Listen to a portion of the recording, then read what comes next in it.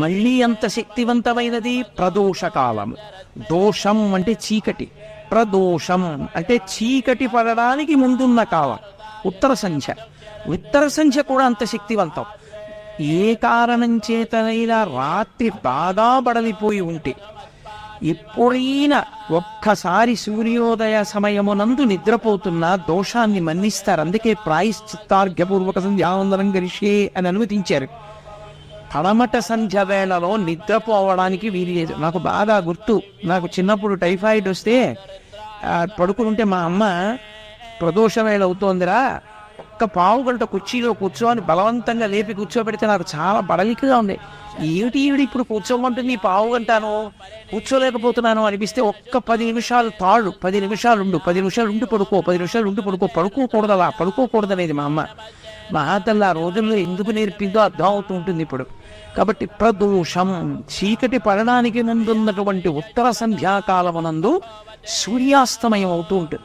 మళ్ళీ అది పరమ పవిత్రమైన కాలము. ఆ కాలమునందు ఋషీశ్వరయానంబుద సంచరించుటది అభావ్యం వయ్యే. పరమశివుడు వృషభవాహనం మీద తిరుగుతాడు. ఆయన తిరుగుతుంటే దితితో కశ్యపుడు చెప్తాడు, ఆయనకేమి రాగద్వేషాలుండవు. వృషద్విచిత్రతల్పయో భుజంగముక్తికస్రయో గరిష్టరత్నౌష్టయో సుహృద్విపక్షపక్షయో త్వారవిందచక్షుషో ప్రజామహీ మహేంద్రయో సమప్రవర్తయన్మన కదాచదాశివం భజే. ఏ ద్వంద్వములు లేకుండా ధర్మాన్ని పట్టుకున్నవాణ్ణి మాత్రమే రక్షిస్తాడాయన.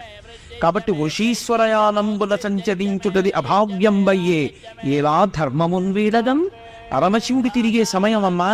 ఇప్పుడు మనం అధర్మం ఆచరించకూడదు, భగవన్నామస్మరణతో గడపాలంటాడు. అంత శక్తివంతము ప్రదోష వేళ. ప్రదోష వేళలో పరమ పవిత్రమైనటువంటి ఏ వస్తువు పట్ల కూడా అమంగళకరంగా ప్రవర్తించకూడదు, చూడకూడదు. మంగళసూత్రాలు ఉంటాయి. ఏ కారణం చేత మంగళసూత్రాన్ని కించపరచేది, చిన్నపుచ్చేది, దానికి గౌరవం మాసిపోయేటటువంటివి చూడడం, మాట్లాడుకోవడం ఎప్పుడూ చేయకూడదు. దేశంలో కలిపురుష ప్రవేశం ఎక్కువైపోయిందని గుర్తేమిటంటే, ఏది పెట్టండి సాయంకాలం అయ్యేటప్పటికి మెడలలో మంగళసూత్రాలు లాగేసేటటువంటి సన్నివేశాలతో కూడుకున్న సీరియల్సే ప్రచారం అవుతుంటాయి. అవే కోట్ల మంది చూస్తుంటారు. ఎక్కడ నిలబడుతుంది ధర్మం?